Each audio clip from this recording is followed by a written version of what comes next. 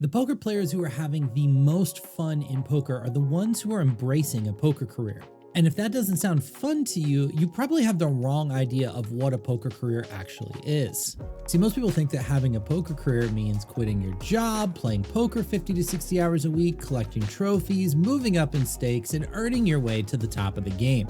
But if poker is a big part of your life and it is a passion of yours and you care about getting better and collecting memories along the way, you already have a poker career. And this fundamental shift about how we think about the game of poker is an absolute game changer. My name is Rob Gardner. I've been playing poker professionally for over 20 years, and I love to help poker players like you get more out of the game and have more success and more fun at the poker tables. And if you watch this video to the end, I will help you have a different perspective on what it means to have a poker career and some tips on how to get the most out of your poker career so you can enjoy this game to the fullest. Now, the first thing we have to do when it comes to a poker career is ask ourselves one question. What is our goal? And our goal can be a wide variety of things. If you want to make money at this game and income is your primary goal in poker, it absolutely can be. But there's a multitude of other goals that we can have in our poker career. It can be about winning particular tournaments, competing in certain fields, getting our bankroll to a certain level. I know someone who collects flags, which is a way of saying that they try to cash in tournaments in different countries around the world so they can get that flag put in their Hendon mob. You can niche in a particular game or format of poker. You can use it as an excuse to travel to new places you've never visited.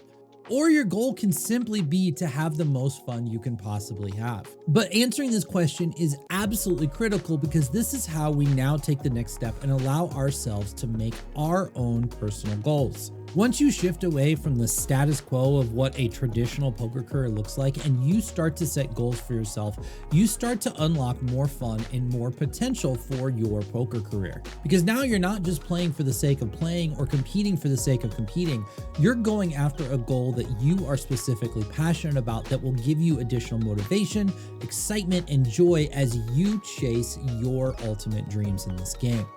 And the best part is, nobody can come along and tell you that your goals are bad or not worthy of your time. Because at the end of the day, these goals are always going to be based on that question you asked yourself, which is what you want to accomplish in this game. So once you know what you want to chase in poker and you've set some personal goals around it, step 2 is to track and celebrate your progress.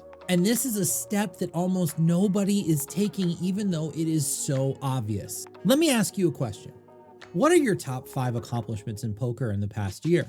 Almost nobody can answer this question. You might be able to think of maybe 1 or 2 things that were highlights over the last year, but you don't really track or have a good feel for how many things you did. Even worse, because the negative things outweigh the positive things a lot of times, we're often gravitating towards all the bad things that have happened over the past year. We can remember a lot of the bad beats and the painful bubbles, but some of the accomplishments we made have just drifted to the back of our mind and we don't pay attention to them. And it's a damn shame because poker is a high variance game and the highlights don't always come as often as we want them to. Being able to remember the highs and what it was like to accomplish some of those tasks and how hard we worked for them help keep us motivated towards our future goals. One really powerful exercise that will change the way you think about this game forever is to keep a journal and write down 3 things you accomplished that week in poker every single week. By the end of the year, you'll have 156 things that you accomplished over the course of the year. And that journal will be life-changing for you because you will see just how many things you were able to do even in limited time to grow at the game, to experience more at the game, to try new things in the game. And those memories will bolster your confidence and remind you of all of the fun things you did along the way that make this game worth playing. When we water this game down to how many bracelets and how many rings do you have, we just turn the game into a group of haves and have-nots, and largely the line between the two often ends up being how much bankroll somebody has. But there's so much more to poker than just winning trophies, bracelets, and rings. Now, the last and most critical step is to build your own poker identity. And this step happens when we can completely step outside of what the poker industry wants and what the poker industry says, and we can play our own style of poker, we can chase our own goals, we can track our own results, and we're comfortable in our own skin. And this can be a tricky one because yes, we do want to learn from other people, and there are people in the game who are smarter than us, and we do want to take their knowledge in and apply it to our games to get better. But where most poker players take it too far is they try to emulate their favorite pros or the players they look up to, and they try to play the game and approach the game in the exact same way. But the problem is you are not the same person. You have different desires, different goals, different strengths, different weaknesses, different things that make you happy, different things that make you sad. You need different amounts of rest, different amounts of time to focus. You have an optimal way of playing the game that's different from everybody else. When poker players get an awareness of who they are and build their identity in the game around their own strengths and weaknesses, that is where they start to reach their full potential. So how do we do this?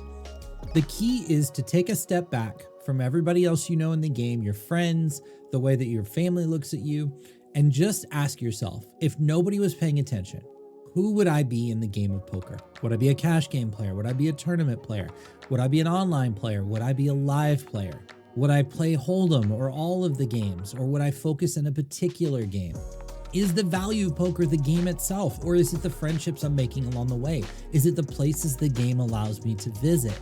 See, there's this whole other world in poker that gets lost because we get so fixated on winning.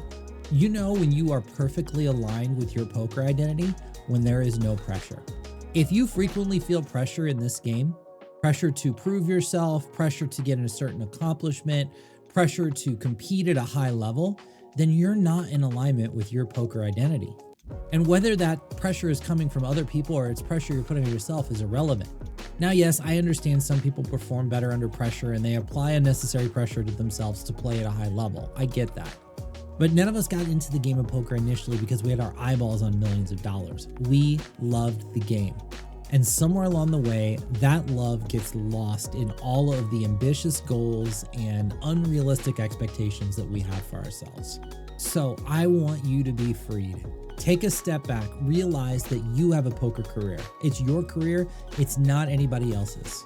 Figure out what you want to accomplish in poker, independent of what anybody else thinks, and set personal goals for yourself for what you want to accomplish. Then track your progress on those goals and celebrate progress on a regular basis, whatever progress means specifically for you and your path. Then take one step further and build out your own poker identity.